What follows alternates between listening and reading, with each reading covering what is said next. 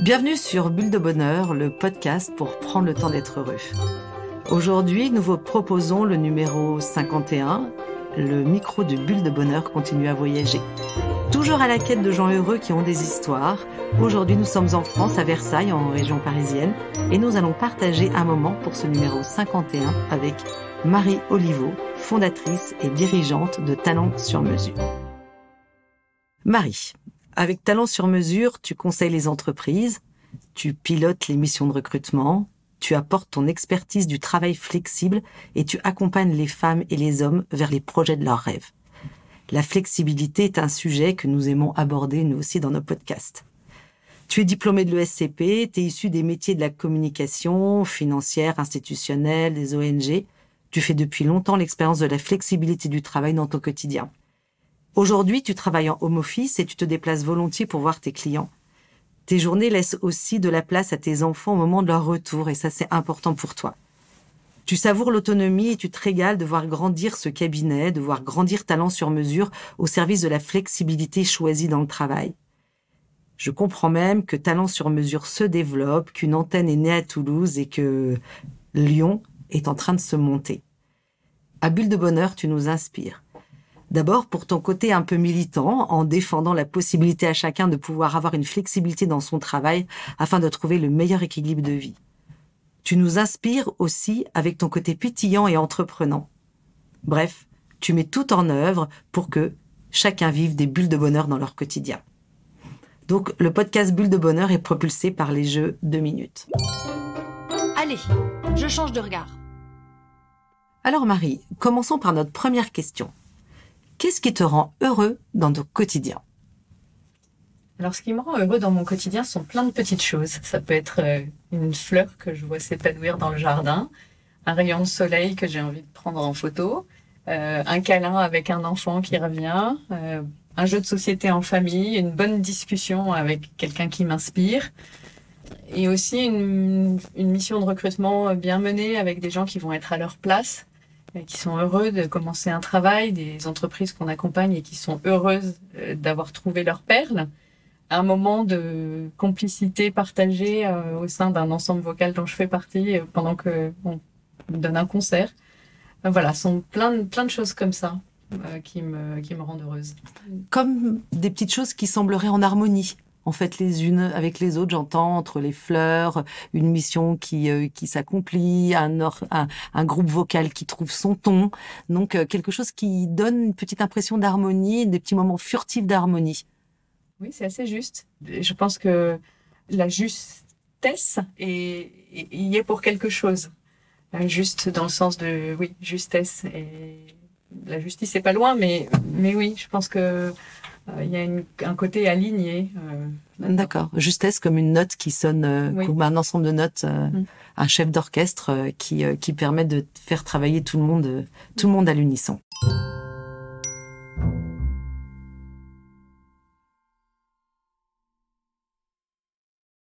Alors une deuxième question, Marie. Raconte-nous une valeur humaine qui te rend heureuse. Alors, j'aime bien le mot authentique, en fait. Et ce qu'il véhicule, c'est peut-être pas l'unique chose qui me rend heureuse chez les hommes, heureusement. Mais je pense que ça en dit long sur les vraies rencontres et toute la richesse qui en découle. Rencontres dans tout type de circonstances, rencontres authentiques, professionnelles, où on essaye d'être à sa place, d'avoir des gens qu'on va essayer de vraiment comprendre pour qu'ils soient à leur place. Et voilà, l'authenticité me touche. C'est exactement ce que tu développes aussi avec Talent sur mesure, quelque part. J'essaye, oui. Parce que finalement, tu accompagnes les personnes pour que chacun vive un quotidien authentique qui correspond à ce que ces personnes souhaitent, à la manière, au rythme de travail dont elles ont besoin, et pour leur équilibre. Oui, la question de l'équilibre est importante, et la question d'être vrai avec soi, effectivement, et du coup d'être là où on est le mieux, et du coup de donner le meilleur aussi de soi-même, parce que c'est là où on est heureux et c'est là où on est bien. Tout ça est très lié. J'aurais pu trouver d'autres mots, mais c'est celui-là qui m'est venu en tête. Ouais, donc une authenticité à la fois avec les rencontres qu'on a avec les autres, comme une authenticité avec soi-même. Absolument. Ça va dans les deux sens. je pense que c'est assez essentiel, effectivement, de se demander ce dont on a besoin. C'est pas trop chouchouté que de se demander ça. Et de se demander de ce dont, enfin, vers où on va, quel est le sens que l'on met aux choses. Donc, il y a effectivement une vérité, une authenticité qui est précieuse quand on arrive à l'avoir avec soi-même, je pense. Alors Marine, troisième question. Raconte-nous un événement qui t'a rendue heureuse. Alors, je trouve cette question très difficile parce que pour moi, sélectionner un seul événement qui pourrait me rendre heureuse, ce serait trop choisir. Quelque part un petit peu réducteur? Probablement très réducteur, évidemment, spontanément. Quand je me pose cette question, il y a des événements forts qui me viennent à l'esprit. Mais ne serait-ce que si je parle de mon mariage ou de la naissance de mes enfants, pour moi, ça ne suffit pas en fait. C'est un départ. Évidemment, c'est un grand bonheur, mais c'est pas l'événement qui fait tout, quoi. Il n'y a plus qu'à construire. Donc pour moi, parler juste d'un événement, c'est difficile. Oui, je comprends extrêmement bien. Et à côté de ça, ce que je trouve intéressant de travailler dans cette question-là, c'est que très souvent, on passe trop à côté de plein de petits événements heureux de notre quotidien et que finalement, on peut finir par être un petit peu pollué par ce qui fonctionne moins bien et qu'on en oublie d'aller piocher dans notre quotidien tous ces événements finalement qui vont bien. Comme tu le mentionnais tout à l'heure, un enfant qui rentre de l'école et qui fait un câlin, une mission qui est accomplie et un recrutement qui est trouvé, ça, ce sont des événements heureux. Et tout ça se célèbre. Et que de ce fait-là, je trouve ça extrêmement intéressant de pouvoir le travailler et de pouvoir les nommer. Je suis complètement d'accord. Faire des petites pauses sur ces mini-événements qui sont tous importants. Je pense que c'est vraiment source de bonheur, en fait, tout simplement. Et t'en aurais un éventuellement à nous proposer? Un événement comme ça, peut-être qui t'est arrivé, ça peut être hier ou cette semaine, un événement qui t'a particulièrement plu? Eh bien, tout récemment, ce matin, en fait, j'ai reçu un mail de remerciement d'une de mes clientes qui, je pense, s'est sentie vraiment accompagnée et m'a dit merci pour ce recrutement rondement mené.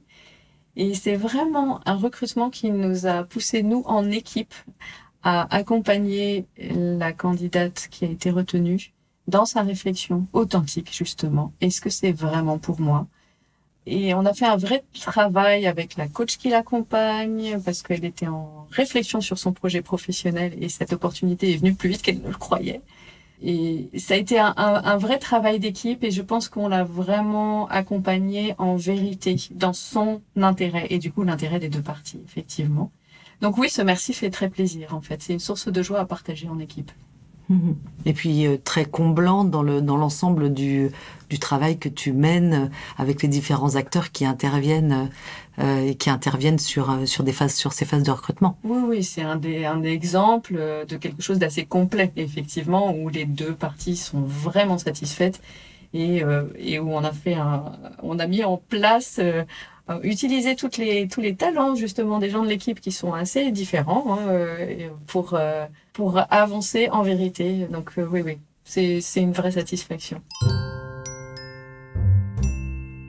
Alors Marie, quatrième question, raconte-nous ton secret pour être heureuse ou qu'est-ce qui t'en a fait prendre conscience que tu avais cette capacité à être heureuse? Alors j'ai envie de rendre un hommage à une personne avec laquelle j'ai eu la chance de travailler, c'est Sœur Emmanuelle. J'étais d'abord bénévole dans son association et je l'ai travaillé ensuite. J'avais déjà été marquée adolescente par ses livres, notamment Richesse de la pauvreté, qui m'a fait prendre conscience du fait que on pouvait être rayonnant et habiter dans un bidonville. Donc c'est quand même assez instructif. Tu parles des sœurs Emmanuelle du Caire, c'est ça? Oui. D'accord, ok. Cette sœur qui a travaillé dans les bidonvilles au chez Caire. les chiffonniers. Chez des chiffonniers, voilà. Et elle a fondé ensuite une association dans laquelle j'ai travaillé qui prolonge son activité auprès des populations les plus démunies dans différents pays du monde. Et un jour, j'étais à côté d'elle et je me sentais, moi, pas en grande forme. J'étais en recherche d'emploi. ma vie était un peu en bazar, même d'un point de vue affectif. Et puis, elle était assise à côté de moi. Elle dit « Ah, ça fait du bien de voir des gens qui vont bien !» Et en fait, je me suis pris un peu une claque parce que je me suis dit « Mais en fait, oui, il y a vraiment beaucoup de choses qui vont bien dans ma vie. » Et je pense que ça m'a aidé à voir les choses autrement, en fait. Ça a été un petit clin d'œil. Un petit coup de pouce. Un petit coup de pouce. Et comme quoi, finalement, par rapport aux événements de la vie, on peut chausser différentes lunettes. Voilà. Moi, du coup, je me suis dit que finalement, le bonheur, c'était beaucoup la manière dont on vivait les choses. Est-ce qu'on est capable de mettre des lunettes roses ou est-ce qu'on a des lunettes noires? Et finalement, on peut vivre différemment les mêmes événements. Je me suis rendu compte depuis que finalement, quand j'arrivais pas à mettre mes lunettes roses parce que trop fatiguée, ça arrive, hein, on n'est pas obligé d'être tout le temps au top. Et il était urgent de faire une pause et de justement, j'entends prendre le temps d'être heureux. Ça me marque beaucoup en fait cette notion de temps, savoir faire. Je suis débordée, il est urgent de faire une pause en fait, une petite pause pour se rendre compte de ce qui va bien. Des mini pauses, ça peut être 30 secondes. Hein. Bien sûr, c'est bien la philosophie que nous on défend pour à Bulle de Bonheur, c'est exactement ça, c'est s'arrêter pour prendre le temps d'être heureux dans un monde un petit peu surmené et survolté. C'est savoir prendre ces temps de qualité pour soi ou avec les autres. Et hop, je me lance. Raconte-nous, Marie, quels seraient tes 3 synonymes de bonheur? Ou quels sont aujourd'hui tes 3 synonymes de bonheur? Alors j'ai envie de dire le mot partage d'abord, parce que pour moi, le bonheur se vit vraiment à plusieurs. Dans le don, dans le fait de recevoir, enfin, voilà, c'est le partage, je pense, est important. Et je pense que je rajouterais le mot sens, parce que quelle chance on a de donner du sens à sa vie. Ça peut prendre beaucoup de manières. Et puis, on parlait de prendre le temps de regarder. Je rajouterais la gratitude, les moments qui permettent de voir tout ce qui va bien. D'accord, savoir s'arrêter pour prendre ces moments-là, pour célébrer en fait les moments qui vont bien dans son quotidien. Oui, je pense que c'est une manière de muscler sa capacité au bonheur, en fait, de l'entraîner. Oui, tout à fait. J'aime beaucoup ton terme de muscler. C'est vrai que quelque part, c'est un petit peu comme quelque chose qu'on a besoin d'entraîner. Hein, comme on le sait, le cerveau est pas forcément branché sur le côté positif, mais a plutôt tendance à voir les choses qui ne vont pas bien. Et du coup, le muscler, c'est l'entraîner à voir un petit peu les choses autrement. Et donner du sens fait partie des choses aussi importantes. On met du temps, souvent, à trouver le sens aux choses, le sens à sa vie. Pas forcément. Et puis toute sa vie, on est en quête de sens aussi, parce que finalement, je trouve que nos priorités, elles bougent en fin de compte, et du coup, il faut besoin de se réajuster au fil du temps, au fil des années. Oui. Donc, côté passionnant de la vie, pas toujours confortable, mais passionnant. Marie, et notre dernière question, est-ce que tu dirais à nos auditeurs, en 2 minutes, ce que tu as envie de leur proposer pour qu'ils soient heureux, ou plus heureux? Alors, je vais revenir à ce que tu as très bien décrit au début de cette interview. Finalement, j'ai quand même un dada, c'est que les gens soient à leur place et osent rêver à ce qui va vraiment leur convenir. Donc, c'est vrai que j'ai envie de partager ça. Le fait de rêver, d'oser ouvrir le champ des possibles et de se dire mais où est-ce que je serais vraiment à ma place, où est-ce que je vais pouvoir le plus donner au monde et puis avoir mon équilibre, c'est cadeau de pouvoir se poser ce genre de questions. Donc ça passe par se demander quels sont mes besoins, est-ce que j'ai besoin d'être à la maison à telle heure, est-ce que j'ai besoin d'avoir une stimulation intellectuelle, est-ce que j'ai besoin... Évidemment, j'ai besoin d'argent, ou j'ai besoin, enfin, voilà. Mais les marquer, c'est très bien. Il vaut mieux les connaître et finalement les assumer, en fait. Quand, on peut se dire parfois qu'on n'a pas le choix, mais souvent on a quand même au minimum un peu de choix, en fait. Donc je pense que si on ne le rêve pas, on ne l'ose pas. Donc ça, c'est une des choses que j'ai envie de partager, évidemment. Et on parlait de temps tout à l'heure, en disant qu'il faut réinventer en permanence ce sens que l'on donne aux choses. Pour moi, prendre le temps du recul régulièrement, c'est quand même assez essentiel. si je me pose pas avec moi-même tous les 6 mois, tous les 3 mois, et avec les gens que j'aime aussi, finalement, on est vite en roue libre. Et je trouve que poser des attentes, des choix, enfin moi ça m'aide beaucoup en fait à avoir ce sentiment de progresser qui me fait du bien, d'avancer. Alors après tout le monde n'a pas besoin autant.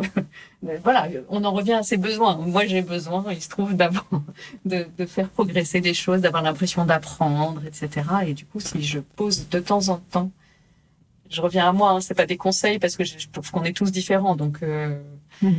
Mais en tout cas, si ça peut servir à d'autres, tant mieux. Prendre le recul, un peu de hauteur, je pense que c'est cadeau.